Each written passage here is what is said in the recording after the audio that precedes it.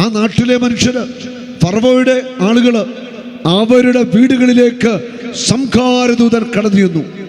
എന്നിട്ട് വീടുകളിലെ ആദ്യജാതരെ, മൃഗങ്ങളിലെ ആദ്യത്തെ കുട്ടിയെ, മൃഗങ്ങളിലെ ആദ്യജാതരെ മുഴുവനെണ്ണത്തെയും വധിച്ചുകൊണ്ട് സംഹാരദൂതൻ കടന്നു പോകുക.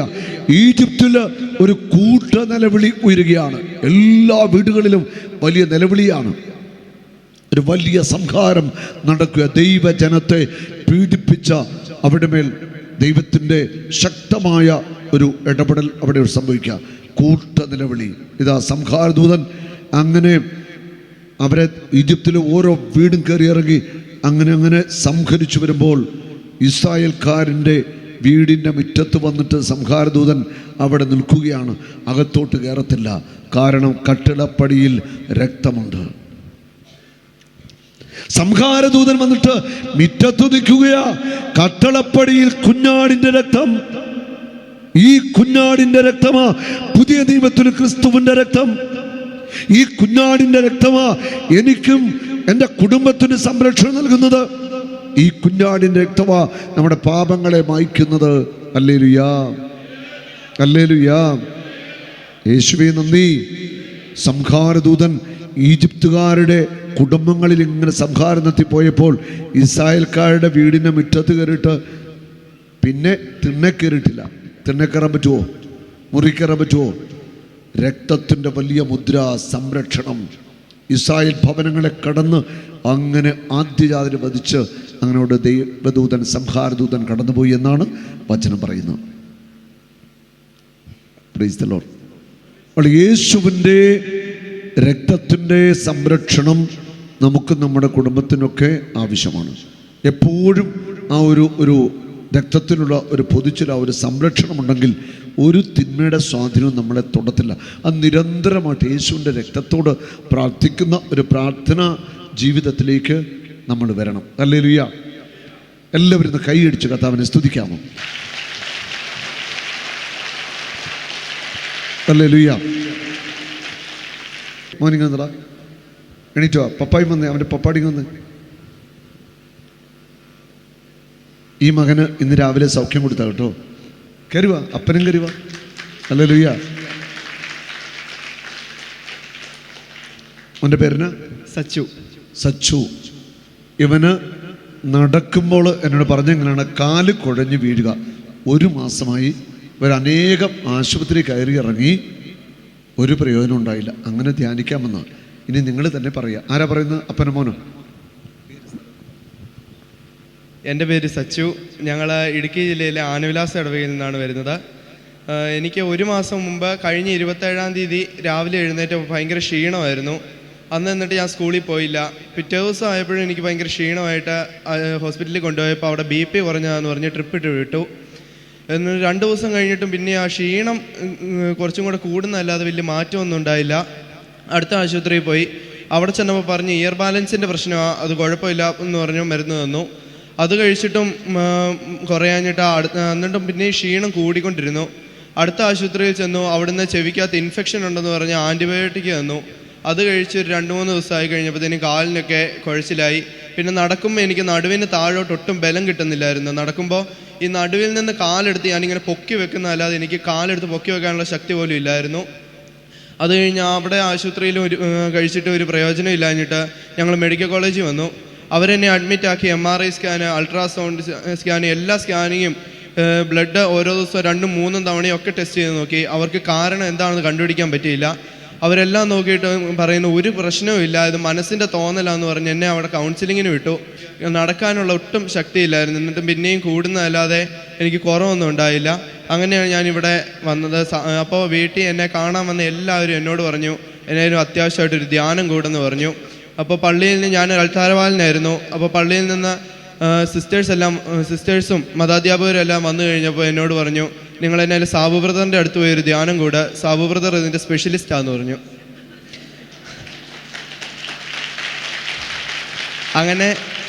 അങ്ങനെ ഞാൻ ധ്യാനം കൂടാൻ വന്നതാ. ധ്യാനം കൂടിയിട്ട് എനിക്ക് ഒത്തിരി നേരം ഇരുന്ന് കഴിയുമ്പോൾ ഭയങ്കരമായിട്ട് നടുവിന് വേദന എടുക്കുമായിരുന്നു. നടുവിന് വേദന എടുത്ത് ഞാൻ കുറേ ഇവിടെ ഇരിക്കും. പിന്നെ കുറച്ച് കഴിയുമ്പോഴത്തേനും കുറച്ച് കഴിയുമ്പോൾ ഞാൻ അവിടെ പോയി അവിടെ കട്ടിലേക്ക് കിടക്കും. പിന്നെയും കുറച്ച് നേരം ഇവിടെ വന്നിരിക്കും. അങ്ങനെയായിരുന്നു ഞാൻ ചെയ്തുകൊണ്ടിരുന്നത്. ഇന്നലെ വൈകുന്നേരമൊക്കെ ഞങ്ങൾ സാബുബ്രദറിനെ കാണാൻ അവിടെ നിന്ന് കഴിഞ്ഞപ്പോഴത്തേനും സാബുബ്രദർ പറഞ്ഞു നാളെ കാണാമെന്ന് പറഞ്ഞു. ഇന്ന് അവിടെ എല്ലാവരെയും സന്ദർശിക്കുന്നുണ്ടെന്ന് പറഞ്ഞപ്പോൾ ഞാൻ ഇവിടുന്ന് എഴുന്നേറ്റ് ചെന്ന് കട്ടിലിൻ്റെ അവിടെ പോയിരുന്നു. സാബുബ്രദർ വന്നു, പ്രാർത്ഥിച്ചു. എന്നിട്ട് പറഞ്ഞു എഴുന്നേറ്റ് നടന്നോളാൻ പറഞ്ഞു. എഴുന്നേറ്റ് നിന്ന് കഴിഞ്ഞിട്ട് എന്നോട് പറഞ്ഞു യേശുവിൻ്റെ നാമത്തിൽ നീ ഇനി നടക്കും, യേശുവിൻ്റെ നാമത്തിൽ നിന്ന് സുഖപ്പെട്ടെന്ന് പറഞ്ഞു. ഞാൻ എഴുന്നേറ്റ് നടന്നു കഴിഞ്ഞപ്പോൾ എനിക്ക് ഉണ്ടായിരുന്ന ആ തളർച്ച അങ്ങ് മാറി. എനിക്ക് കാലിപ്പോൾ ഒരു കുഴപ്പമില്ലാതെ വെക്കാൻ പറ്റുന്നുണ്ട്. എനിക്കിപ്പോൾ ഒരു പ്രശ്നവുമില്ല. നേരത്തെ നടുവിൽ നിന്ന് കാലെടുത്ത് പൊക്കുന്നതല്ലാതെ എനിക്ക് പറ്റത്തില്ലായിരുന്നു. ഇപ്പം എനിക്ക് ശരിക്കും എനിക്ക് കാല് വെക്കാൻ പറ്റുന്നുണ്ട്. യേശുവിന് നന്ദി, യേശുവിന് സ്തുതി. ഒരു മാസമായിട്ട് നടന്നാലുടനെ വീഴുമായിരുന്നല്ലേ? കയ്യെന്ന് വിട്ടാൽ അന്നേരം വേച്ച് വീഴും താഴോട്ട്. കയ്യെ നല്ല ബലം കൊടുത്താലും നടക്കാൻ പറ്റില്ല. ഞങ്ങൾ ഇങ്ങോട്ട് വന്നപ്പോൾ 2 പേരെ പിടിച്ചുണ്ടാവുന്നത്, 2 റോഡായിട്ടുണ്ടാവുന്നത്. അപ്പോൾ ഇങ്ങനെ കയ്യെ പിടിച്ച് തന്നെ നടക്കാൻ പറ്റത്തില്ല. അന്നേരം വേച്ച് താഴോട്ട് വീഴുക. കാലിൻ്റെ 2 പേര് പിടിച്ചോണ്ട് ആ ധ്യാനത്തിന് വന്നത് അപ്പൻ തന്നെയാണ് സാക്ഷ്യപ്പെടുത്തുന്നത്. താങ്ങി പിടിച്ചോന്ന് നടന്നോണ്ടിരുന്ന കയ്യെന്ന് വിട്ടാൽ അന്നേരം താഴെ പോകും. ഇതായിരുന്നു ഈ മോൻ്റെ അവസ്ഥ. രാവിലെ കാപ്പിയുടെ സമയത്ത് ഞാൻ പറഞ്ഞു എന്ന് പ്രാർത്ഥിച്ചു. അന്നേരം തന്നെ മോൻ്റെ കാല് നടുവൊക്കെ കർത്താവ് സൗഖ്യമാക്കി.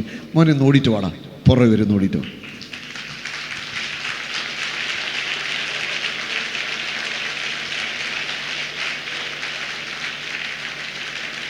Hallelujah, hallelujah.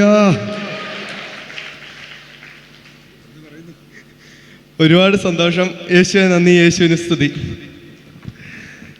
ഈശോയ്ക്ക് നന്ദി. ഈ മകൻ നൽകിയ അത്ഭുത രോഗശാന്തിയ. വൈദ്യശാസ്ത്രത്തിന് കണ്ടുപിടിക്കാൻ പറ്റാത്ത എന്തോ രോഗമാണ് ഇവന് വന്നിരിക്കുന്നത്. അതാണല്ലോ ഡോക്ടർമാർ പറയുന്നത് രോഗമില്ല, കാരണം അവർക്കൊന്നും മനസ്സിലാകുന്നില്ല. ഒന്നും വയ്യാത്ത അവസ്ഥയിൽ 1 മാസം അല്ലേ? നിനക്ക് വിഷമായിരുന്നോടാ? ഭയങ്കര വിഷമായിരുന്നു. എന്നെ പരീക്ഷ എഴുതാൻ പറ്റിയില്ല. എനിക്ക് വായിക്കുമ്പോൾ കണ്ണിന് ഭയങ്കര സ്ട്രെയിൻ ആയിരുന്നു. ഇപ്പം ഞാൻ ഇന്ന് ബൈബിൾ വായിച്ചു, എനിക്ക് ഒരു കുഴപ്പമില്ല.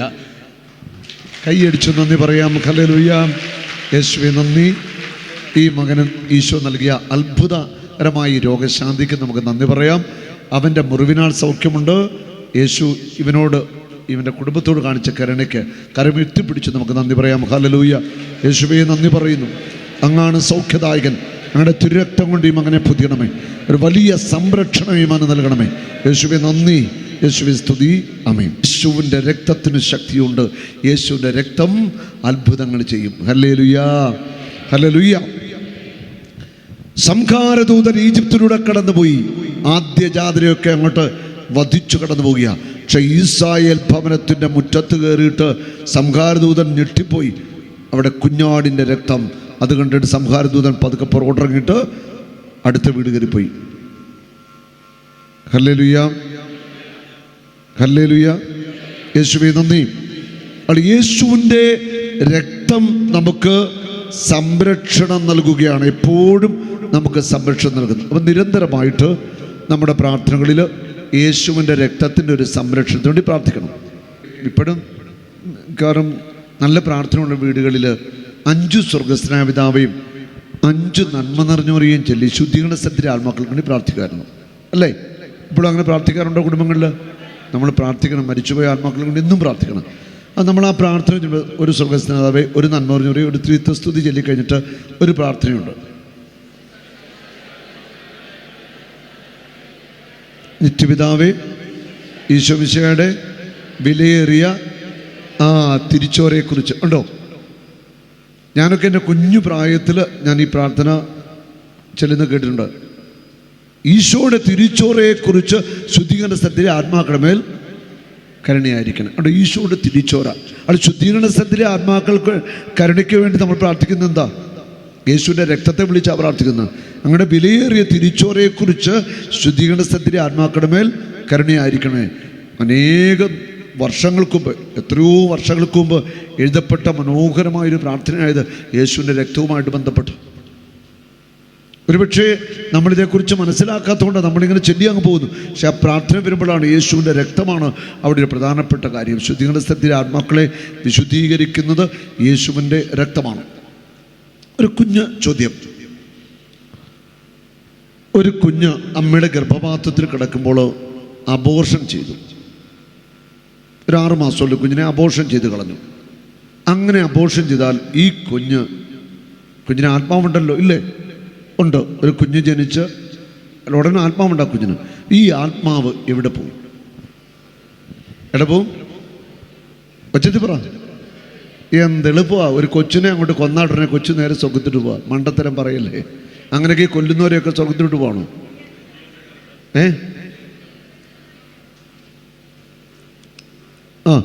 ഞാൻ പറയുന്നു കുഞ്ഞ് സ്വർഗത്തിൽ പോകത്തില്ല എന്ന് ഞാൻ പറയുന്നു. കൊല്ലുന്ന ഒരു അബോർഷൻ കൊല്ലപ്പെടുന്ന ഒരു കുഞ്ഞ് സ്വർഗത്തിൽ പോകത്തില്ല. കാരണം എന്താ? ആ കുഞ്ഞിന് ഉത്ഭവ പാപമുണ്ട്. ഉണ്ടോ? ഇതൊക്കെ നമ്മുടെ വിശ്വാസത്തിന് പോകാം. അവിടെ ഉത്ഭവ പാപമുള്ള ഈ കുഞ്ഞിന് വിശുദ്ധീകരിക്കപ്പെടേണ്ട സ്വർഗത്തിൽ പോകാനായിട്ട് വേണം. അതാണ് ഈ അബോർഷൻ ചെയ്ത കുഞ്ഞുങ്ങളെ നമ്മൾ പങ്കെടുക്കുന്ന വിശുദ്ധ കുർബാനയെ സമർപ്പിച്ച് പ്രാർത്ഥിക്കണം. അങ്ങനെ മാതാവ് പ്രത്യക്ഷപ്പെട്ടപ്പോൾ പറഞ്ഞ ഒരു മെസ്സേജാണിത്. അബോർഷൻ ചെയ്യപ്പെട്ട കുഞ്ഞുങ്ങളെ നമ്മൾ പങ്കെടുക്കുന്ന വിശുദ്ധ കുർബാനയെ സമർപ്പിച്ച് ആ കാസയിലേക്ക് കുഞ്ഞിൻ്റെ ആത്മാവിനെ സമർപ്പിച്ച് യേശുവിൻ്റെ രക്തത്താൽ കഴുകി വിശുദ്ധീകരിക്കപ്പെട്ട് ഈ ജന്മപാവവും എല്ലാ പാവവും ഈ കൊന്നപ്പോൾ ഈ കുഞ്ഞിൻ്റെ ഉള്ളിലേക്ക് വന്ന ആ ഒരവസ്ഥയില്ലേ, ഒരു കുഞ്ഞിനെ കൊന്നപ്പോൾ അനുഭവിച്ച വേദന സമർപ്പിച്ച് പ്രാർത്ഥിച്ച് വിശുദ്ധീകരിച്ച് ഒരു പേരൊക്കെ ഇട്ട് കർത്താവിന് കൊടുത്തു കഴിഞ്ഞാൽ കർത്താവിൻ്റെ കയ്യിലാണ്. കണ്ട, അബോർഷന് കൊല്ലപ്പെട്ട കുഞ്ഞുങ്ങളുടെ കാര്യം അത് നമ്മൾ പ്രാർത്ഥിക്കേണ്ട ഒരു മേഖല തന്നെയാണ്. ഒരിക്കലും അബോർഷൻ ചെയ്യാൻ പാടില്ല. ഹല്ലേലൂയ. അവൾ ജന്മപാപം വിശുദ്ധീകരിക്കപ്പെടണം, അതിനാവശ്യമാണ്. അപ്പം അബോർഷനിൽ കൊല്ലപ്പെട്ട ഒരു കുഞ്ഞിന് വേണ്ടി അബോർഷൻ ചെയ്തവരും അല്ലാത്തവരൊക്കെ മധ്യസ്ഥം പ്രാർത്ഥിക്കണം. ഈശോയെ, അബോർഷൻ ചെയ്ത കുഞ്ഞുങ്ങളെ അങ്ങനെ രക്തം കൊണ്ട് കഴുകണമേ, ജന്മപാപം കഴുകണമേ, മരണസമയത്ത് ആ കുഞ്ഞനുഭവിച്ച വേദന, അതിൻ്റെ അവസ്ഥ വിശുദ്ധീകരിക്കണമേ, പ്രാർത്ഥിക്കണം നമ്മൾ. ഹല്ലേലൂയ. അത് പ്രാർത്ഥിക്കുന്നത് ദൈവത്തിന് ഒത്തിരി പ്രീതികരമാണ്. നമ്മൾ ഒറ്റ നിമിഷം പ്രാർത്ഥിച്ചാൽ മതി, അല്ല ഒരു കുർബാനയിലേക്കൊന്ന് സമർപ്പിച്ചാൽ മതി. ആ കുഞ്ഞ് കർത്താവിൻ്റെ കയ്യിലുണ്ട്.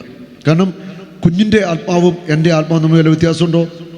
1 വയസ്സുള്ള കുഞ്ഞിൻ്റെ ഉള്ളിലുള്ള ആത്മാവും എൻ്റെ ആത്മാവും തമ്മിൽ വ്യത്യാസമുണ്ടോ? ഒരു വ്യത്യാസമില്ല. അല്ല, കൊച്ചു കുഞ്ഞിൻ്റെ ആത്മാവ് കുഞ്ഞാത്മാവാണ്, അങ്ങനെ ചിന്തിക്കേണ്ട. എൻ്റെ ഉള്ളിൽ ആത്മാവ് പോലെ തന്നെയാണ് ആ കുഞ്ഞിൻ്റെ ആത്മാവും.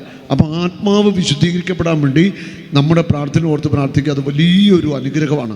ഒരു നാളും നീ അനാഥനല്ല, ഒരു നാളും നീ അന്യനല്ല, ഒരു നാളും നീ അനാഥനല്ല.